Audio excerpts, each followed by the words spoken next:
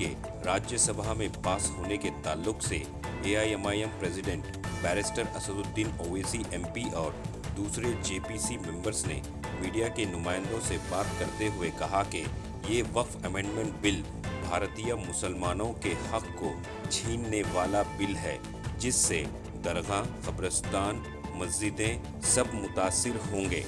आज मुस्लिम वक्फ बोर्ड को मरकजी बीजेपी सरकार निशाना बना रही है। कल को Hindu board, Christian board, gurdwara board, इन सब को भी अमेंडमेंट बिल लाकर सब कुछ छीन सकती है। AIMIM MP barrister Asaduddin Owaisi ने खुले अल्फाज में वक्फ अमेंडमेंट बिल को ना मानने की बात कही। वक्फ तरमीमी बिल हकीकत इस तरह है, जमीन के हुकूक एक्ट को रोकने के लिए आदिवासी, दलित, ईसाई, सिख किसानों की जमीन छीनने और कॉरपोरेट्स को फराहम करना, आइन को ख़त्म करना और ब्राह्मणिकल कवानीन मुसल्लत करना, लैंडलेस कम्युनिटी और फूडलेस कम्युनिटी बनाना, भारत को अमीरियात हुकूमत में तब्दील करना है। तो आइए देखते हैं तफसीली रिपोर्ट। Bureau report, Atraf TV Urdu news.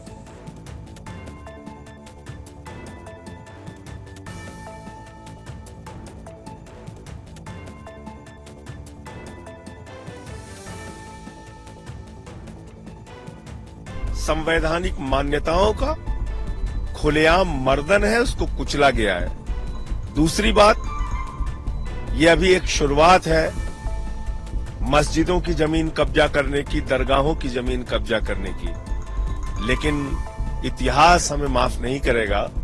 और ये बात मैं आज पूरी जिम्मेदारी के साथ बोलना चाहता हूं कि आने वाले दिनों में गुरुद्वारों की जमीनें कब्जा की जाएंगी, मंदिरों की जमीनें कब्जा की जाएंगी, चर्चों की जमीनें कब्जा की जाएंगी। और मोदी सरकार का एक ही मकसद है, अपने दोस्त अडानी और चंद पूंजीपतियों को सारी धार्मिक संपत्तियां और उनकी जमीनें सौंपना। और मंत्री ये कह रहे हैं कि सब एनेक्स्ड है, अगर वो नहीं एनेक्स्ड है, वो दे हमारे सदस्यों को, तो हम इस पे विशेषाधिकार की नोटिस देंगे। हम देश को बचाना चाहते हैं, हम जानते हैं अच्छी तरीके से। आज ये आया है वक्फ बोर्ड के लिए, कल आएगा गुरुद्वाराओं पे, परसों आएगा ये मंदिरों पे, चर्चेज पे, ये सारे रूप में आएगा। तो देश की संपत्ति फिर गिरवी रख दी जाएगी अपने मित्रों अडानी, अंबानी सहित तमाम लोगों को। जो हमारे ऑनरेबल मेंबर्स ने भी कहा है ज्वाइंट वर्किंग कमेटी वक्फ के, मैं उससे एग्री करता हूं। एक बात आप समझिए कि ये वक्फ का जो बिल लाया जा रहा है, ये सिर्फ और सिर्फ ना सिर्फ अनकॉन्स्टिट्यूशनल है, fundamental rights article 14, article 15, article 29 का ग्रेव वायलेशन है। ये वक्फ को बचाने के लिए नहीं है, वक्फ को मुसलमानों से छीनने के लिए, बर्बाद करने के लिए ये बिल लाया जा रहा है। और इसमें जो एडिशनल अमेंडमेंट्स जो बीजेपी और एनडीए ने पेश किए, वो तो उसको और बदतर करता है।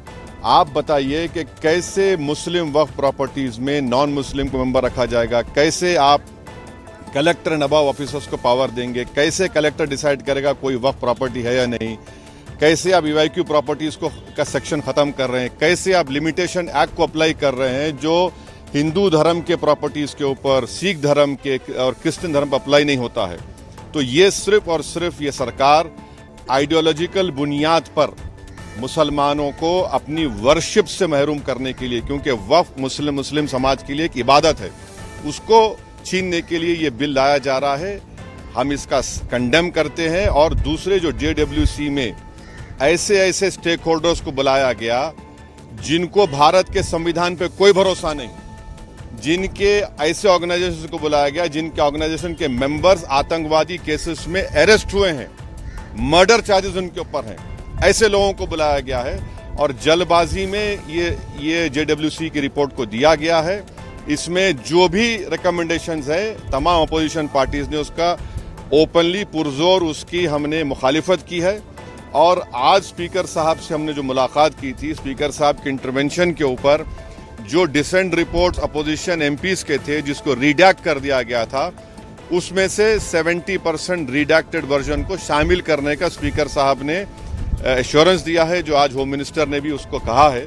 मगर ये जो बिल लाया जा रहा है ये वक्फ को बचाने के लिए नहीं, वक्फ को बर्बाद करने के लिए, मस्जिदों को, दरगाहों को, कब्रिस्तान को मुसलमानों छीनने के लिए लाया जा रहा है और इसका मुस्लिम समाज रिजेक्ट कर रहा है।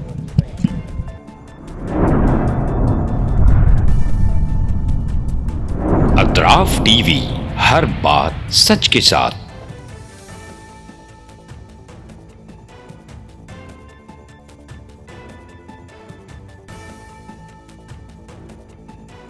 इस न्यूज को स्पॉन्सर किया है SAR फैंटेसी वाटर पार्क, सारे फैमिली का entertainment, picnic, holiday, vacation,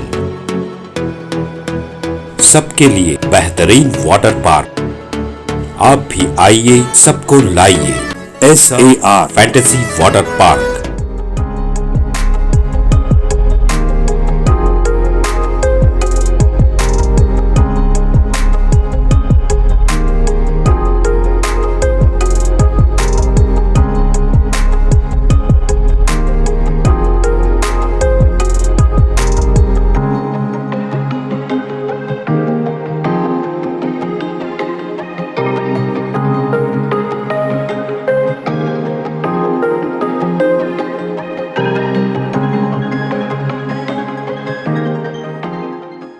Address Birnakapom near Gaushavali Dargah, KGF, Karnataka. Contact details 9483444290 9480107826.